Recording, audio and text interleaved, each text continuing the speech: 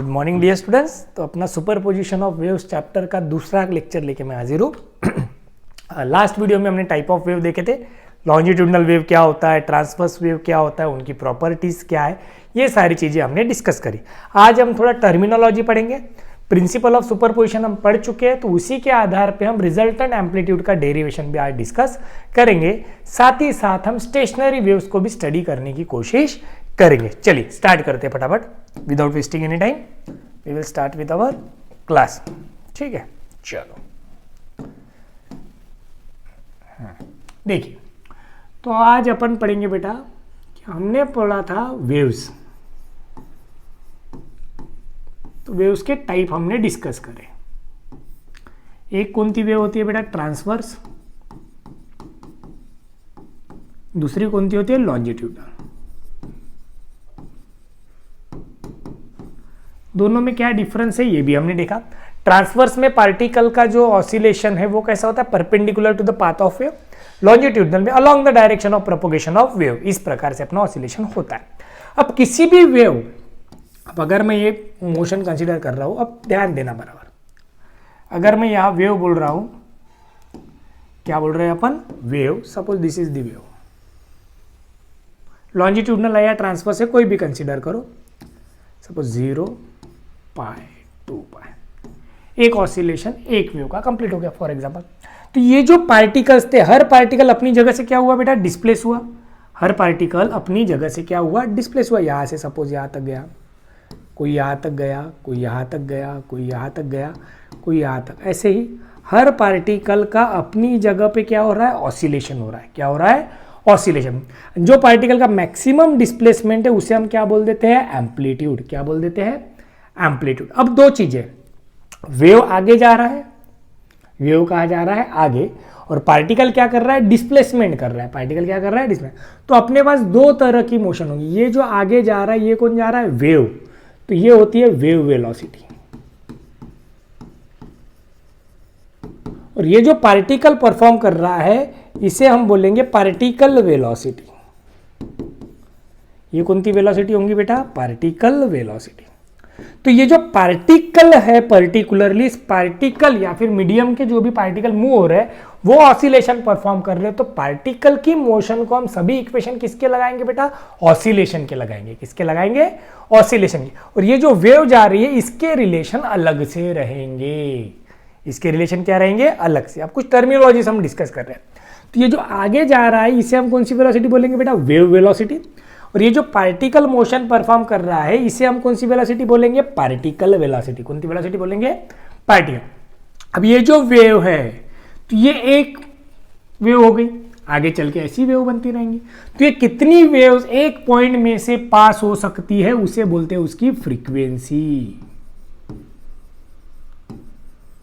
क्या बोलते हैं बेटा, फ्रीक्वेंसी को हम एन से भी डिनोट करते हैं, एफ से भी डिनोट करते हैं, जिसे हम जनरली क्या लेते हैं, ओमेगा अपॉन 2 पाई। जनरली क्या होता है अपने लिए, ओमेगा डिवाइड बाय 2 पाई। ठीक है, ध्यान देना बराबर से। तो यहां से हम ओमेगा क्या बोल सकते हैं, 2 पाई एन। क्लियर। अब एक जैसी पोजीशन, ये देखो, ये 0 से ऊपर पॉजिटिव की तरफ जा रहा है, ये भी 0 से पॉजिटिव।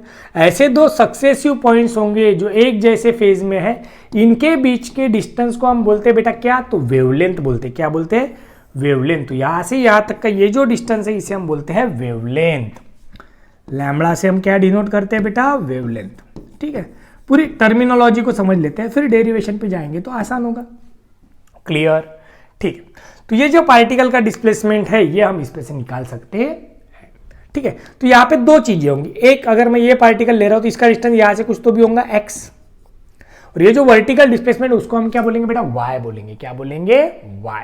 तो ये पार्टिकल के डिस्प्लेसमेंट का इक्वेशन अगर मुझे लिखना हो, वो परफॉर्म क्या कर रहा है, ऑसिलेशन, तो मैं y इज इक्वल टू क्या लिख सकता हूं, a sin omega t plus kx या फिर माइनस kx। दो वैसे हम लिखेंगे। अगर वो पॉजिटिव डायरेक्शन में जा रहा है तो हम माइनस लेंगे, निगेटिव डायरेक्शन में जा रहा है तो उसे हम प्लस लेंगे। ध्यान में रखना है हमें, ए साइन ओमेगा टी। ये ऑलरेडी आप इक्वेशन देख चुके हो ऑसिलेशन में। तो ए क्या होता है, इसका मैक्सिमम डिस्प्लेसमेंट, जिसे हम क्या बोलते हैं बेटा, एम्पलीट्यूड बोलते हैं। क्या बोलते हैं, एम्पलीट्यूड, है ना। पार्टिकल का मैक्सिमम डिस्प्लेसमेंट। साइन तो सबको पता, ओमेगा भी सबको पता चल गया, फ्रीक्वेंसी एंगुलर, टी क्या है, at that particular instant of time. X क्या हो गया अपना, यहां से कितनी डिस्टेंस की बात कर रहे हैं वो चीज हो गई।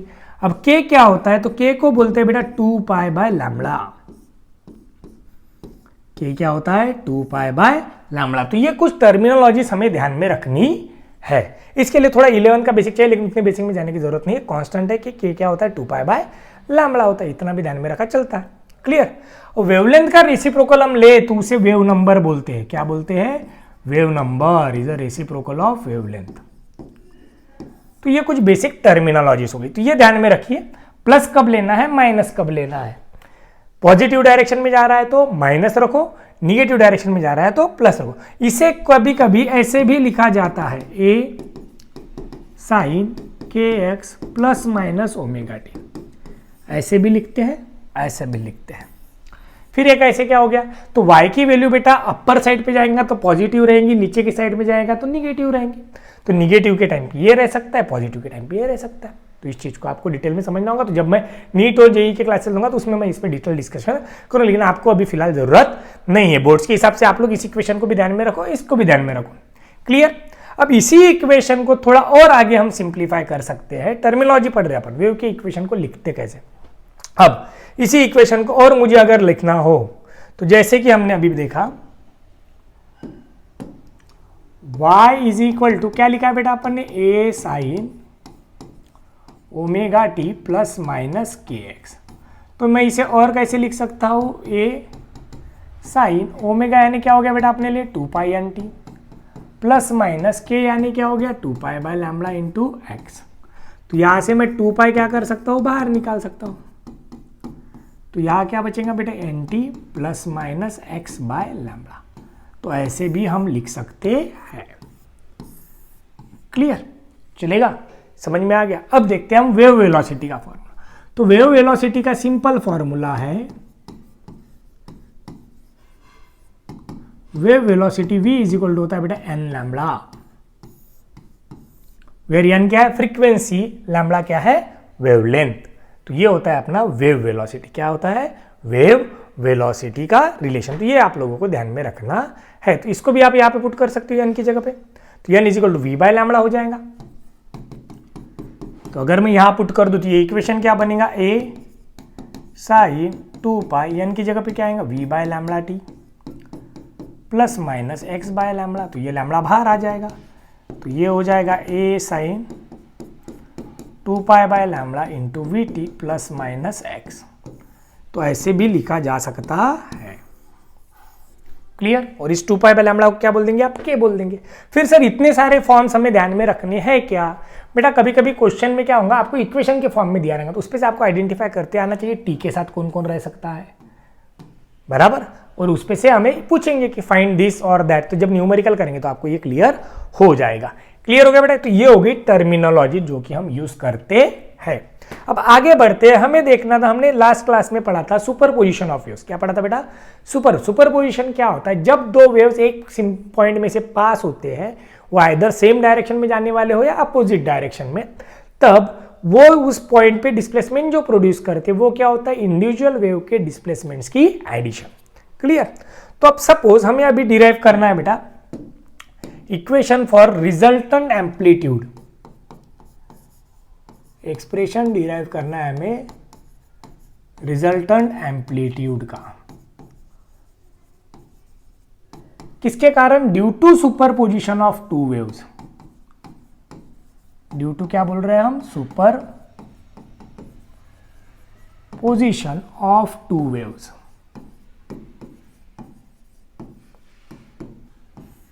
ठीक है।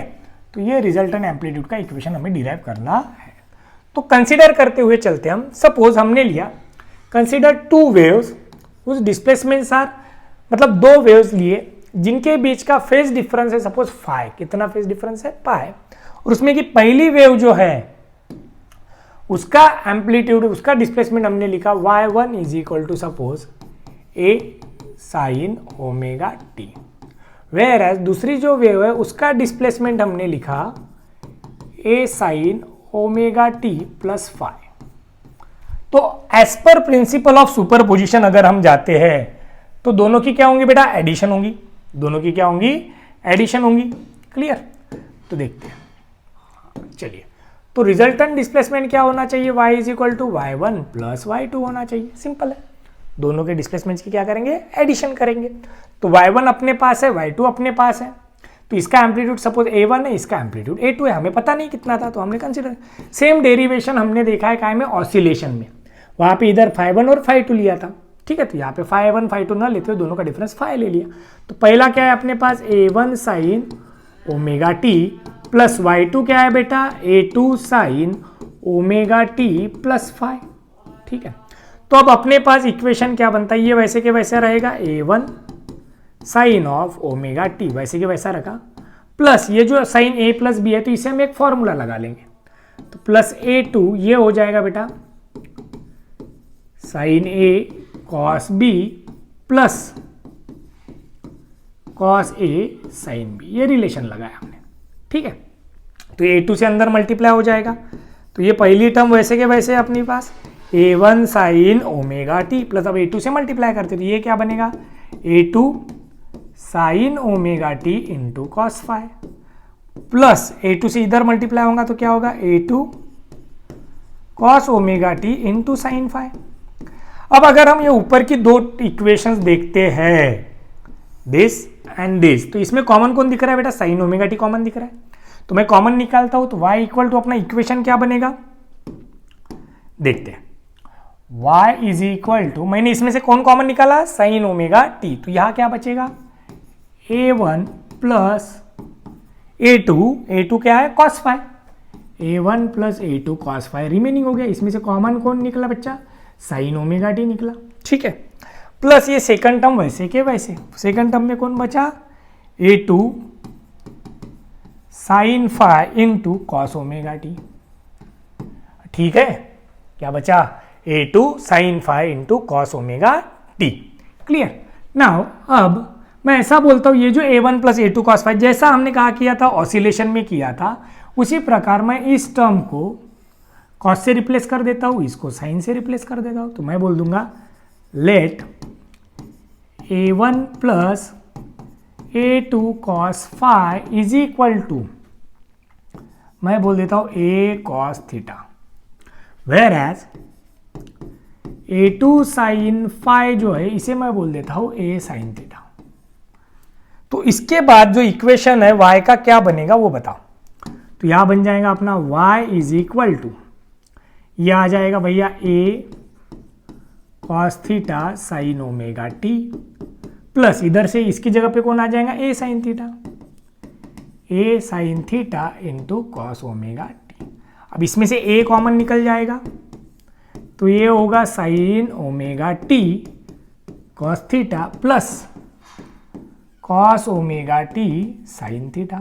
तो ये देखो sine a cos B plus cos a sine b जैसा हो गया, तो मैं इसे लिख सकता हूं a sine of omega T plus theta.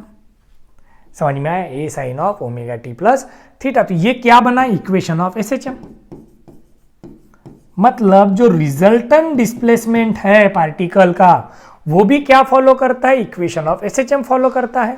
क्या फॉलो करता है, इक्वेशन ऑफ एसएचएम फॉलो करता है। क्लियर हुआ बेटा, ठीक है। तो दिस इज इट। तो मतलब जो रिजल्टेंट एम्पलीट्यूड है वो क्या है, y is equal to A sine omega T. अब अगर मैं इसे ध्यान देना, अरे चलिए ठीक है, इस पूरी टर्म को इधर लाने की कोशिश करते हैं थोड़ा सा, ठीक है। चलो क्लियर हो गया। अब मुझे अगर ये रिजल्टेंट एम्पलीट्यूड निकालना है, क्या निकालना है बेटा, रिजल्टेंट एम्पलीट्यूड निकालना है, तो अपन फिर से दूसरे पेज पे जाते हैं। चलिए इतना क्लियर हो गया। दो डिस्प्लेसमेंट लिए थे, उनकी एडिशन कर दी, हो गया। चलिए अब अपने पास जो आया था, हमें अभी रिजल्टेंट क्या निकालना है बेटा, इसमें से एम्पलीट्यूड का इक्वेशन निकालना है। ये तो ए आ गया, ये ए का इक्वेशन हमें बनाना है, ठीक है। किसका इक्वेशन बनाना है बेटा, ए का। देखते हैं अभी, चलिए। तो हमने दो लिए थे, एक लिया था a1 plus a2 cos phi is equal to क्या बोला हमने, a कॉस थीटा। वही दूसरा क्या था बेटा अपने पास, दूसरा सब्स्टिट्यूशन क्या लिया था हमने, ए टू साइन फाई की जगह पे लिया था। किसकी जगह पे लिया था, a two sine phi. A two sine phi is equal to क्या लिया हमने, ए साइन थीटा। तो अब मुझे ये ए निकालना है, तो हम इनको क्या करेंगे, स्क्वेयरिंग एंड एडिंग। सपोज इसे मैं ए बोल देता हूँ, इसे मैं बी बोल देता हूँ, मैं बोल देता हूँ अभी squaring and adding, squaring and adding a and b. तो ये क्या बन जाएगा, a square cos square theta plus a square sine square theta is equal to, इधर क्या आएगा, a one plus a two cos phi का square plus a two sine phi इसका भी स्क्वेयर। तो ए स्क्वेयर कॉमन निकलेगा, sine square theta plus cos square theta क्या हो जाएगा, 1। तो यहां बचेगा कौन, ए स्क्वायर। अब इसको अपन ए प्लस बी ब्रैकेट का स्क्वायर लगाएंगे तो ये हो जाएगा a square plus b square plus 2ab, a1 a2 cos phi. और इसका क्या हो जाएगा बेटा, a2 square sine square phi. अब यहाँ पे आप देखिए इन दोनों को, इसमें से कॉमन कौन निकलता है, a2 स्क्वायर कॉमन निकलता है, sine square phi plus cos square phi क्या हो जाएगा, 1 हो जाएगा। तो मतलब ये इक्वेशन बचेगा क्या अपने पास, a1 स्क्वायर प्लस ये a2 square plus twice a1 a2 cos phi. ये हो गया अपना ए का इक्वेशन, रिजल्टेंट। तो यहां से क्या लिखेंगे अपन, a is equal to under root of a1 का स्क्वायर प्लस a2 का square plus twice a1 a2 cos phi. ये बना अपना रिजल्टेंट एम्पलीट्यूड। अब इसको मैं अगर डिफरेंट केसेस लगाऊं, सपोज क्या लगाते हैं अपन, डिफरेंट केसेस। तो मैं केस 1 अगर लूं और मैं ऐसा बोल दूं कि if phi is equal to 0, तो कट 0 तो 1 हो जाएगा। तो a इज इक्वल टू क्या आएगा, a1 square plus a2 square plus twice a1 a2, मतलब a प्लस बी ब्रैकेट का स्क्वायर, तो उसका स्क्वायर और स्क्वायर रूट कैंसिल। तो a इज इक्वल टू क्या आ गया, a1 प्लस a2, जिसे हम बोल सकते हैं a मैक्स। क्या बोल सकते हैं, मैक्सिमम एम्पलीट्यूड। मतलब दो वेव जिनका सुपरपोजिशन हो रहा है, अगर उनके बीच फेज डिफरेंस 0 रहेगा तब रिजल्टेंट एम्पलीट्यूड क्या आएगा बेटा, दोनों के एम्पलीट्यूड की एडिशन। इसी चीज को अगर मैं ऐसा बोल दूं केस 2 में कि if phi is equal to pi बोल देते, मतलब दोनों अपोजिट है, एक का क्रेस्ट है तो दूसरे का ट्रफ है, तो a इज इक्वल टू क्या हो जाएगा, माइनस। तो ये क्या हो जाएगा, a मिनिमम हो जाएगा। ये मिनिमम हो गया, ये मैक्सिमम हो गया। अगर a1 और a2 सेम है, a1 is equal to a2 है, तो a इज इक्वल टू क्या हो जाएगा, ट्वाइस a। अगर a1 इक्वल टू a2 है तो a मिनिमम क्या हो जाएगा, 0 हो जाएगा बेटा। क्या हो जाएगा, 0 हो जाएगा। क्लियर। तो ये हुई कंडीशन किसकी, रिजल्टेंट एम्पलीट्यूड का डेरिवेशन। सिंपल है, दो वेव्स लिए है ना, एक बार रिकॉल करवा देता हूं फिर आगे बढ़ेंगे अपन। देखिए हमने दो वेव्स लिए, एक का equation y1 is equal to क्या है, a1 साइन ओमेगा टी, दूसरे का क्या है, a2 sine omega T plus phi. दोनों के बीच में फेज डिफरेंस कितना है बेटा, तो फाई का है। तो रिजल्टेंट डिस्प्लेसमेंट क्या हुआ, दोनों के डिस्प्लेसमेंट्स की एडिशन, तो पुट कर दिया। फिर यहाँ साइन a प्लस बी का फॉर्मूला लगा, sine a cos B plus cos a sine B. फिर a1 साइन ओमेगा टी दो जगह था तो उसमें से कॉमन निकाला हमने। फिर ये नई टर्म मिली थी a1 plus a2 cos phi, इसको हमने रिप्लेस कर दिया किससे, तो a कॉस थीटा से, और जो साइन वाली टर्म थी उसे a साइन थीटा से। तो नया इक्वेशन बना। तो रिजल्टेंट इक्वेशन जो आया वो किसका आया, इक्वेशन ऑफ SHM का आया। क्लियर, ठीक है। फिर इस रिजल्टेंट एम्पलीट्यूड को निकालने के लिए हमने ये जो दो इक्वेशन सब्स्टिट्यूट करे थे इनको स्क्वेयरिंग एंड एडिंग कर दिया, तो हमें एम्पलीट्यूड का इक्वेशन मिल गया। ठीक है बच्चों, तो this is all about superposition of wave. Clear है।